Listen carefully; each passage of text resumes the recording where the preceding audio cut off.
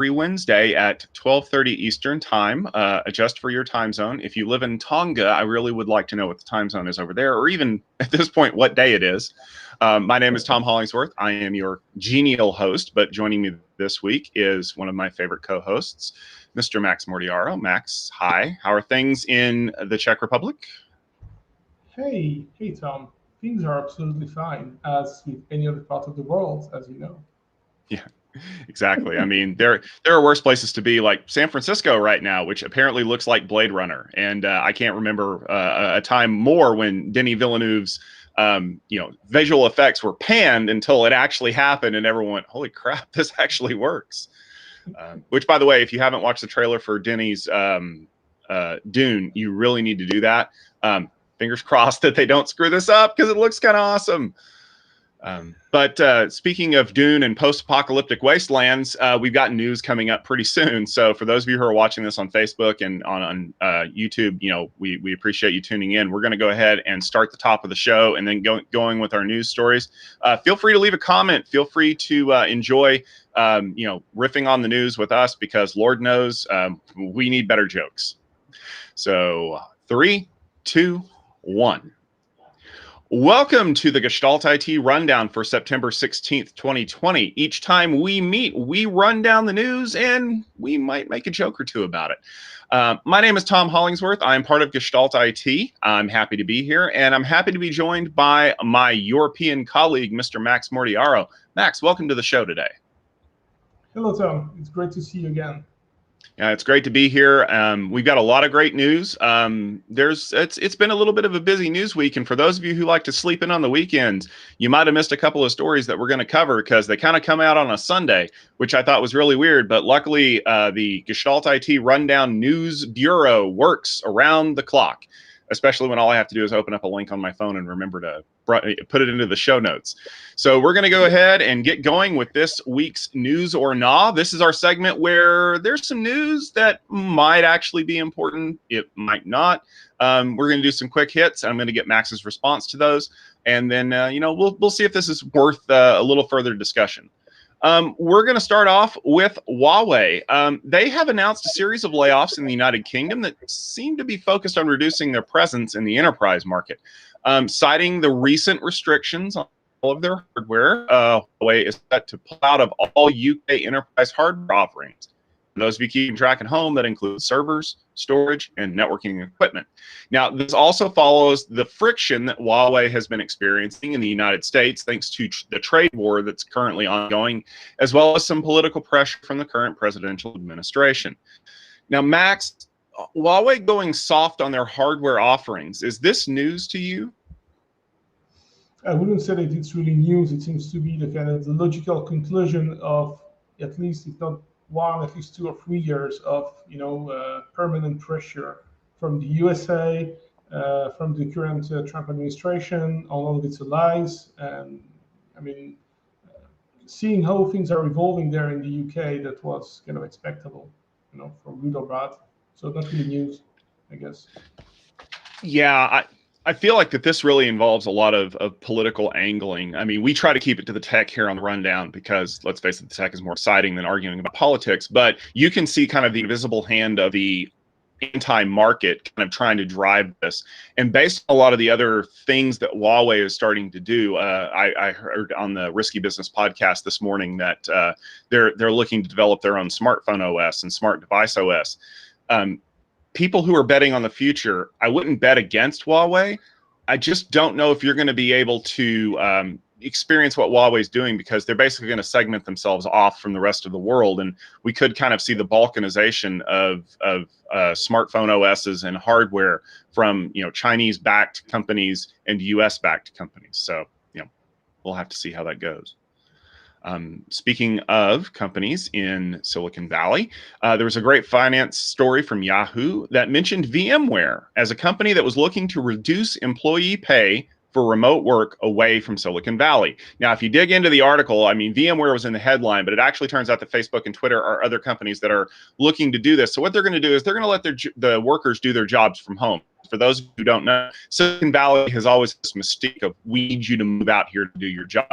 Now what they're saying, you can totally move away and do your job somewhere else. However, we are going to reduce your pay rate. Silicon Valley, for those of you who don't know, is one of the most expensive places to live in the US. If you live in the San Francisco area or even down the Bay, you're going to be paying a fortune for cost of living. And if you can even find a house to buy, you're going to be paying another fortune for it. Now, the article mentions that what's going on is that workers are being encouraged to work from home and even relocate away from the Bay Area. However, if you move to a place like, say, Denver, Colorado, which was cited in the article, they're going to pay you 18% less to live there.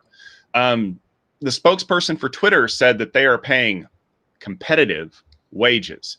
Max, tightening the security belt for workers who are working at home in sweatpants. Do you think that that's news? Well, in a way, yes. I mean, that's news. I think it's quite important because obviously, and again, I will try very much to avoid the topics of politics and stuff like that. But the rundown we have today is going to be rough on that. So there is one thing. I mean, companies are always going to try to squeeze in, as much money as they can out, to avoid paying too much. No, I don't want to bash particularly on VMware because I think that it's a general trend. It's due to the liberal capitalistic society anyways. But the thing is, when you are hired for a job, are you what is the part of the package which is related to your skills, and what is the part which is related to the location where you work? So I think for me, when you're negotiating, you're probably negotiating a package which is based on your skill set. The part which is about where you're located should be kind of separate from the, I mean, it's hard to say, but in the negotiations, probably there's the raw thing, which is, I know that I have that skill set, I have that competency, and I am paid for what I know what to do. And then there is, okay, if I need to relocate to the Bay Area or to some expensive place, here's the bonus which gets on top of that. But you shouldn't kind of say, okay, we are paying competitively and we reduce because you're going to move to Colorado, to Wyoming, or whatever other place, right? So I think organizations or companies should at least be very clear on that. If they make the separation ahead of time, then you wouldn't have those kind of discussions. You're right. And one thing I will say here, I really like the way that the US federal government actually does this. So they negotiate a base salary that they're going to pay you no matter what. And then they negotiate a percentage on top of it for locality. So for example, I live in Oklahoma, and it is one of the cheapest places to live in the US. So at the time I was applying for the job, I was only like a 1 or 2% raise. To move to California, to move to San Francisco, it was like a 15% bonus on top of that. But all of that went to, being able to afford, kombucha and avocado toast.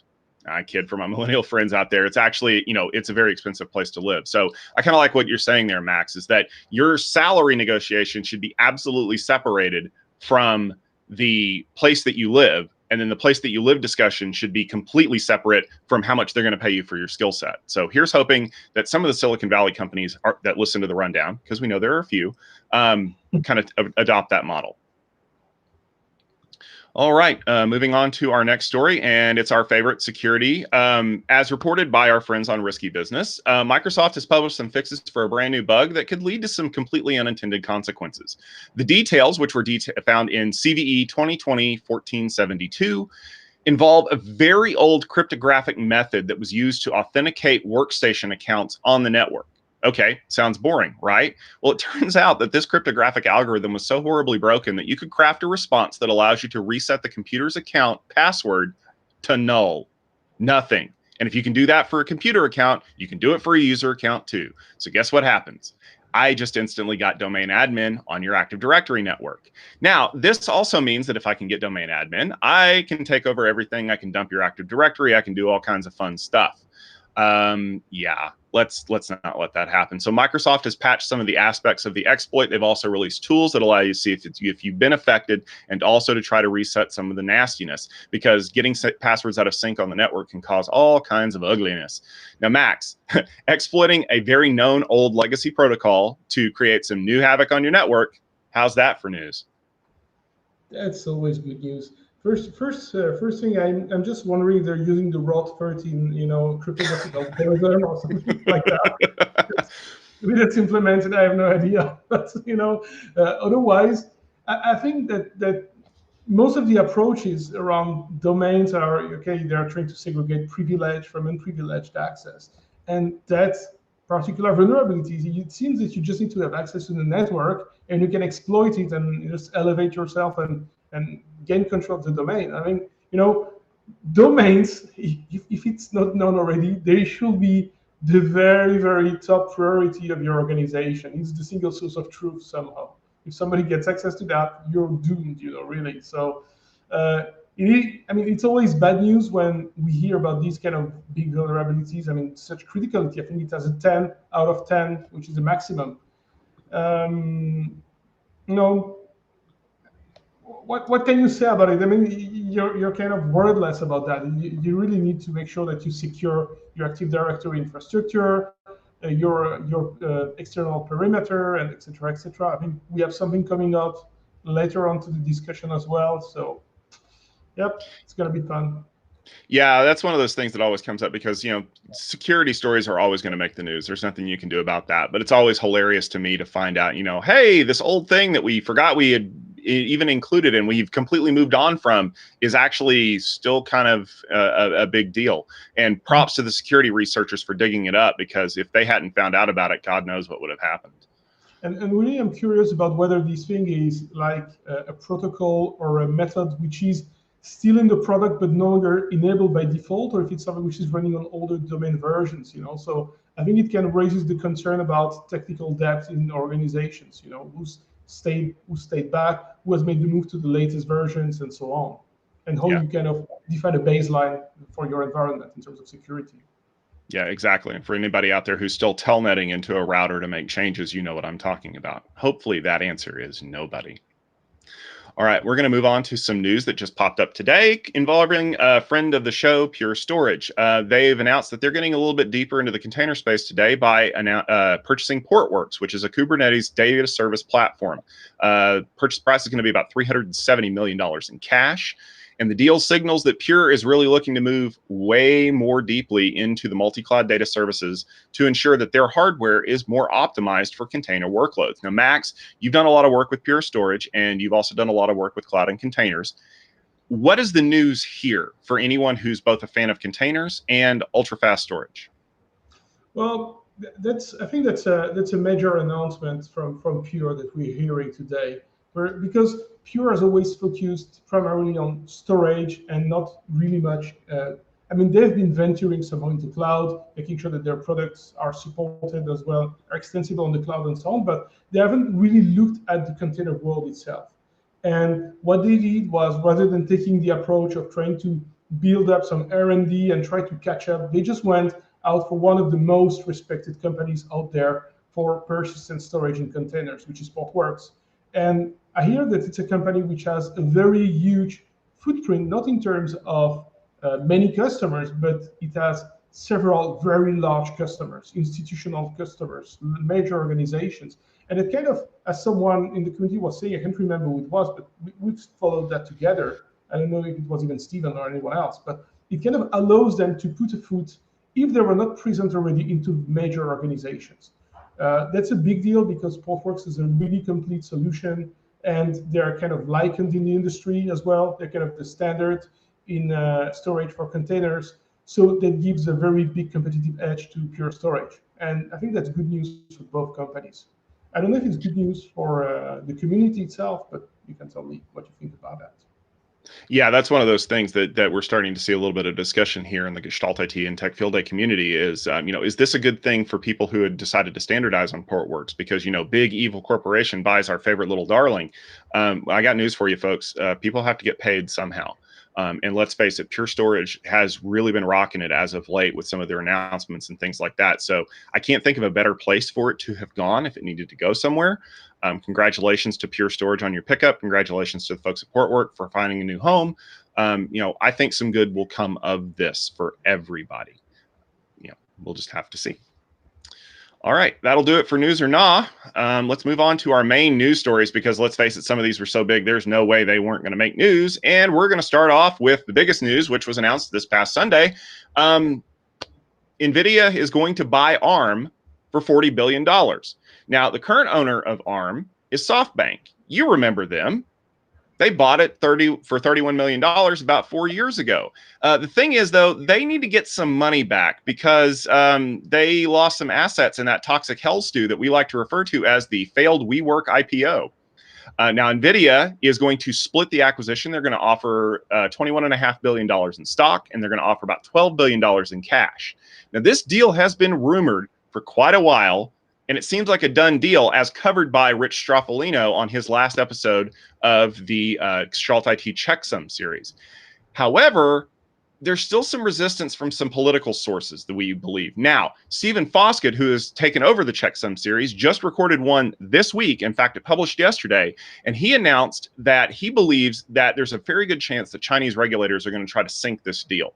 Now, they could pull their blessing if they believe that the U.S. is going to restrict access to ARM technology in the same way that they've been restricting to access to companies like ZTE and the aforementioned Huawei.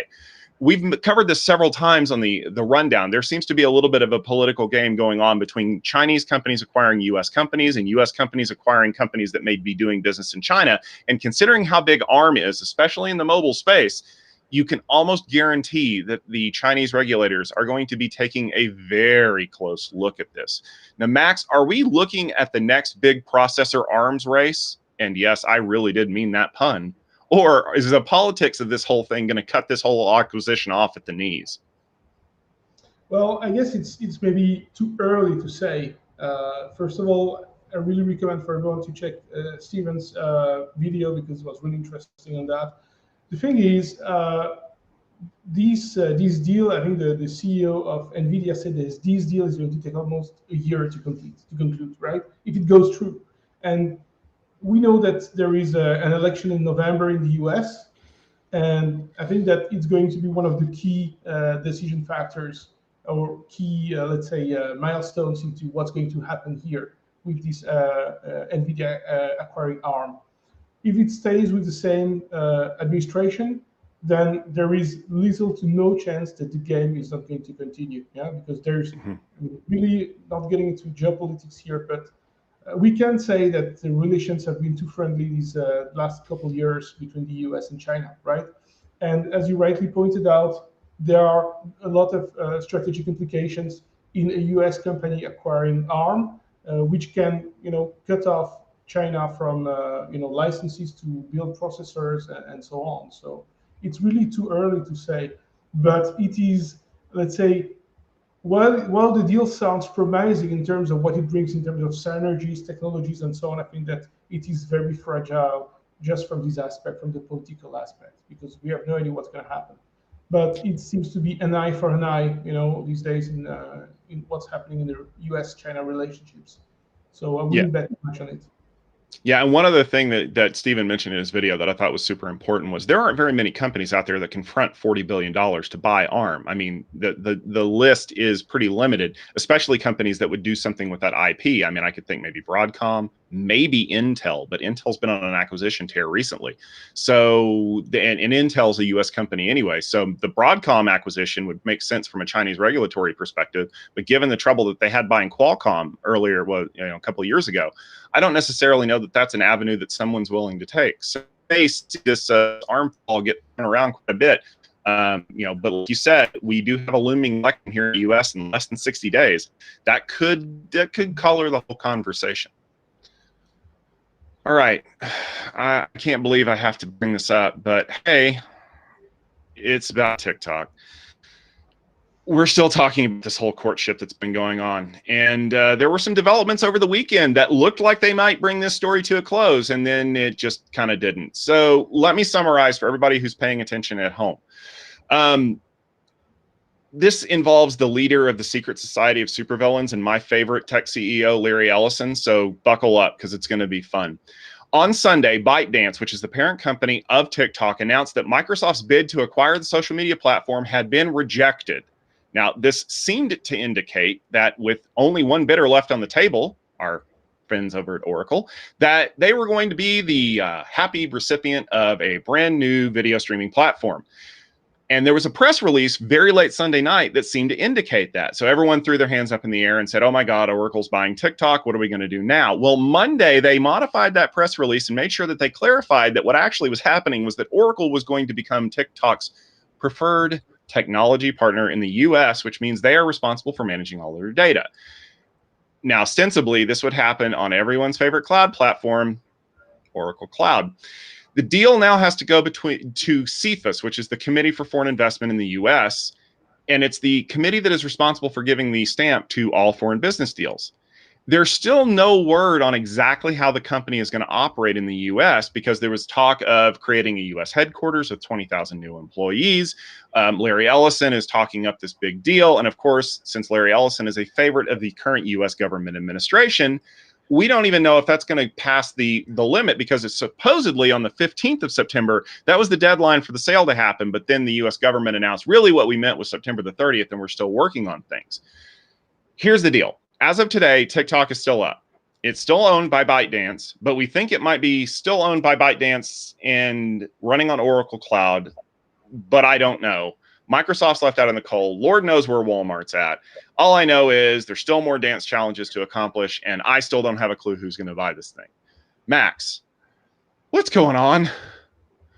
Well, what's going on? I think I have some idea, but it might be a bit of a crazy idea. I think that what's going to happen next is that whenever you're going to install TikTok somewhere, you're going to have to sign a licensing contract with Oracle, and you're going to pay a license. They're going to audit every device where you have been running TikTok or any mobile device, and you have to pay a license for that. If you don't do that, you get a copy of the art of the deal by Mr. Trump, co-signed by Larry Ellison. No, that said, aside, I mean, besides bringing a bit of fun in those very, let's say, obscure topics, I have absolutely no idea what's going on. I think we discussed about that. I think that the key thing here is that, first of all, again, we're getting into the politics field. There's, of course, the play that some information could be leaked over to China, which is bad because China is our enemy. And therefore, let's put it in Oracle, where our own state organizations, such as the CIA and the NSA, can have a friendly look at the data, which is in line with our open society, right? And so that's way better.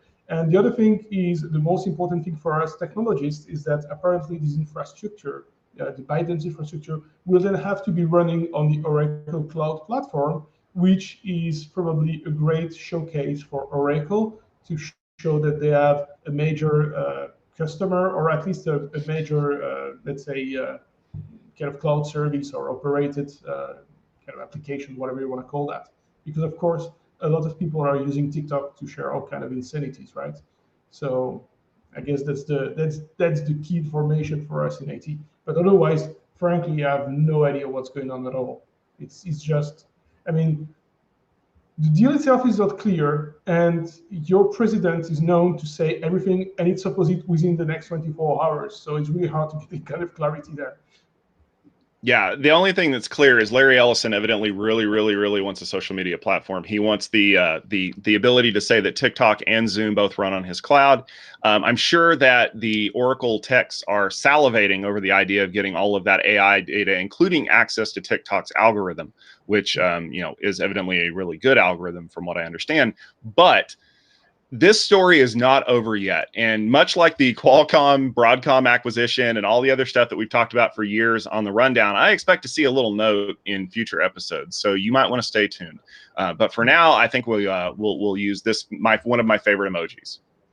We don't know. And one thing aside, by the way, I think Oracle Cloud, I mean, we like to bash on Oracle. That's a kind of IT tradition in infrastructure. But I think that Oracle Cloud is probably not such a bad thing as it seems to be. And it seems that there are a lot of competent people and friendly people working there, as crazy as it seems. So let's see how that's going to work out.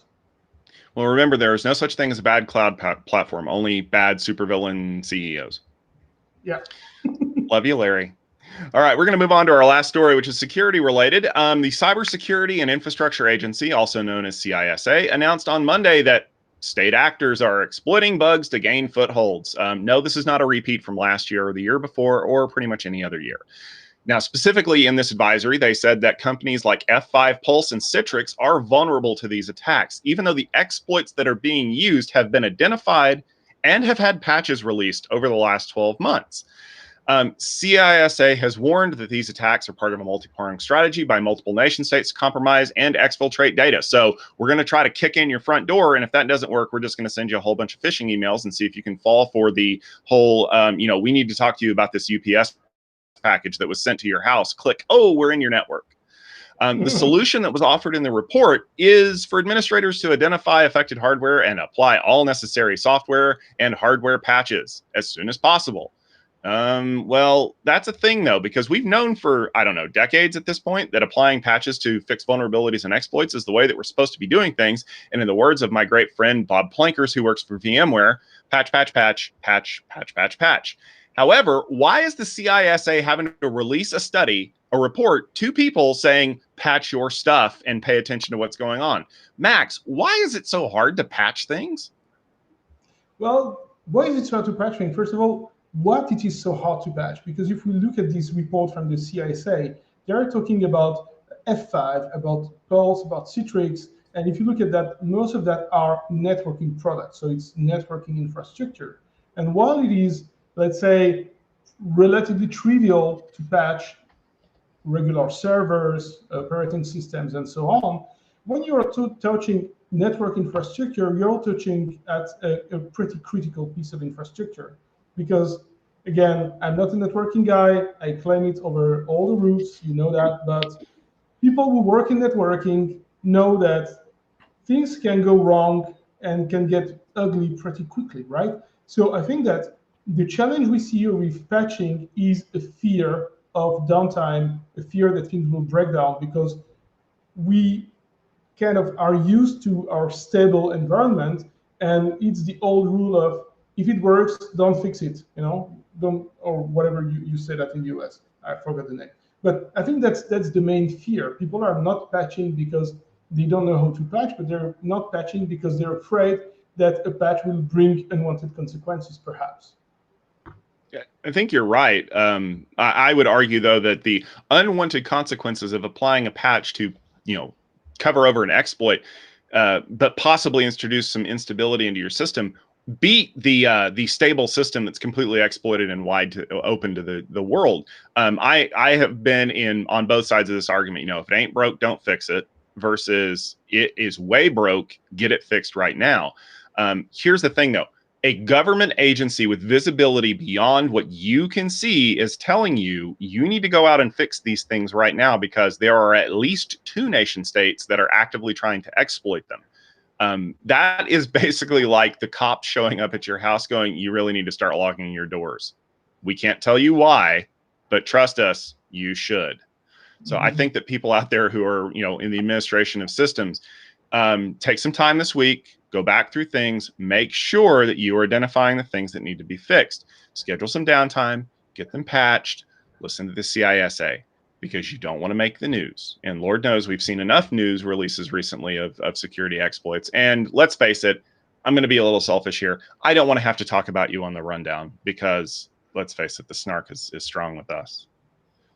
Yeah. All right.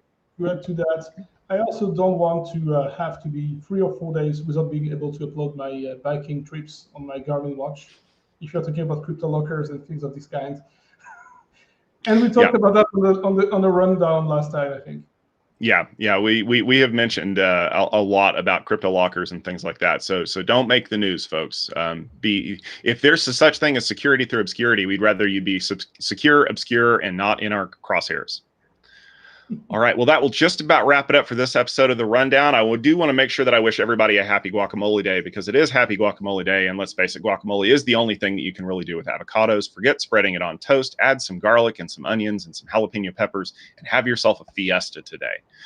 We are broadcasting live every Wednesday at 12:30 Eastern Standard Time, or Eastern Daylight Time, depending on whether or not we finally decide to get rid of this stupid idea called Daylight Savings Time.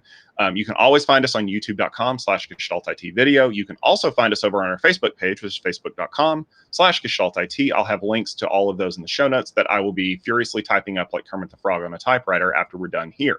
Now, we will be back next Wednesday to talk about all the IT news in the week, but don't forget that we do have some events coming up that will necessitate some co-host changes coming up pretty soon. If you want to find out what those are, head over to gestaltit.com or techfieldday.com, where you can learn a little bit more about what we do when we're not on the news making fun of Larry Ellison and clouds. Until then, for myself, Tom Hollingsworth, for my beautiful, wonderful co-host, Max, excellent job, Max. Wow. We wish you and yours a very happy Wednesday, and we hope to see you for next week's episode of The Rundown. Bye-bye. Bye-bye. Ciao.